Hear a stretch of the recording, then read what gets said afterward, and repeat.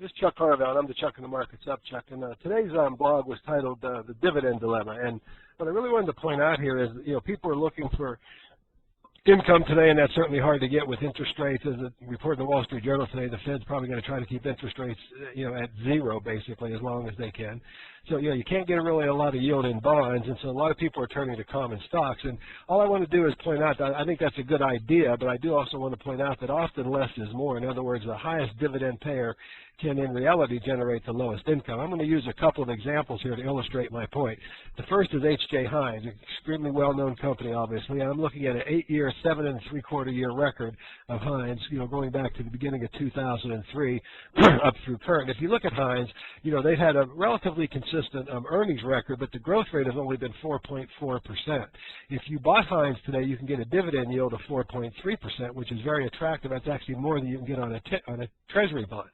And relative to their growth rate, if you look at the long-term performance of Heinz, a $100,000 investment in 12/31/2002, at the beginning of 2003, would have generated about $35,000 in total income. You would have started out back then with a 3.3% yield because the valuation was a little higher, and that yield would have actually increased every year, as you notice here. The dividend went from $1.08 to $1.14 to $1.20 to $1.40, but it grew approximately at the rate of its growth because payout ratios tend to stay the same. Over this 8-year period, on $100,000, you would have actually received $35,530. That's about a 3.55% average yield, starting out with 3.3 and ending somewhere, in the 5% range.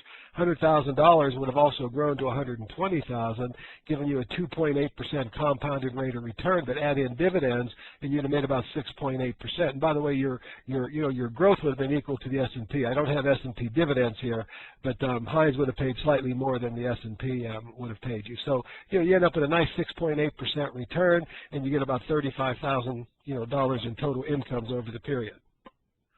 If you contrast, buying Heinz to, say, McDonald's, another extremely high-quality company that pays a pretty nice dividend, you get about a 3.1% dividend yield on McDonald's today, which is slightly less than Treasury bonds, and certainly less than the 4.3 that you could get today in H.J. Heinz. But the difference is McDonald's has grown since 2003 at a rate of just under 16%, 15.8% a year. If you look at its track record, $100,000 in McDonald's at the same time you would have put the $100,000 in Heinz I just shown you would have grown to $349,000. That's over a 20% compounded rate of return versus only 2.9. So clearly you made a lot more money owning McDonald's. But interestingly enough, even though you started out with a 2.5% return instead of the 3.1 that you would have received in Heinz, I want you to notice, because McDonald's is growing so fast, and they increased their dividend from 40 to 55 to 67 to $1 to $1.50, and estimated $1.77 this year. Over this period of time, and including these estimates,